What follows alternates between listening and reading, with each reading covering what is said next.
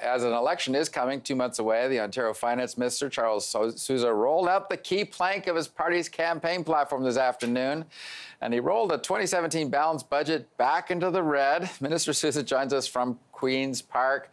Minister, why are you back in deficit when Ontario is one of the world's most indebted borrowers and it's being downgraded in its credit rating? How does that make sense? Now, Ontario has balanced the budget. We actually have a surplus of $600 million, and we are one of the largest economies in the world. In fact, our debt as a function of our GDP is one of the strongest as well. But we have a choice to make going forward, and we have a lot of needs that people are looking for in order to make us competitive long term. So we've chosen to support them as we have all along through the previous budgets that we've done. And going forward, we're also wanting to invest in businesses to attract and grow the economy, and that is being done. And we're continuing to have a sustainable program with a fiscal track that is responsible in order to achieve those outcomes. But hold on, I'm looking at deficits rolling out for the next 6 years or so. Why are you doing that after you balance? It seems to be counterintuitive. And what do you think of the Quebec budget going in the completely opposite direction? Well, I mean, Quebec's debt to GDP is much higher than it is in Ontario. And as already mentioned, they do receive equalization to the tune of $11 billion. And Ontario has always been a net contributor to the Federation, even when we qualified for equalization, we're the largest net contributor to Canada.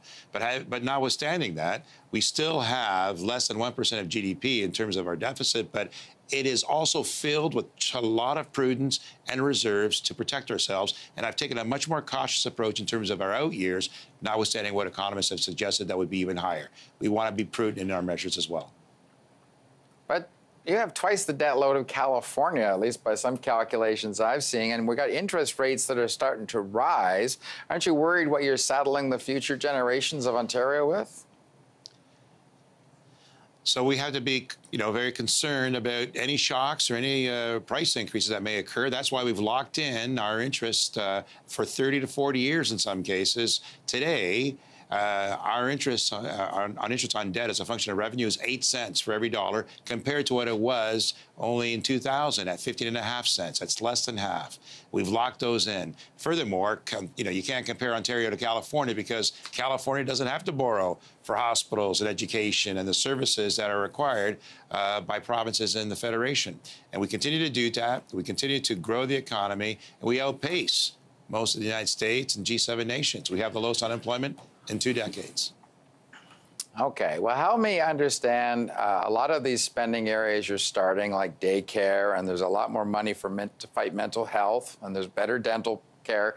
I mean, how could you sell this as anything except a pre-election goodie-filled budget? And you'll have to deal with the consequences down the road. There's no doubt about that.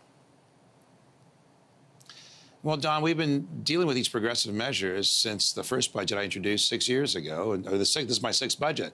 And every time we do build upon that, and every time we outperform our targets and we continue to grow. But more importantly, these services, these programs also have an economic benefit. Make no mistake. Childcare will enable women, especially mothers, who can get back to the workforce that much sooner should they choose. And that is much more productive. In fact, we know that if more women were in the workplace, that's a $60 billion contribution to our GDP.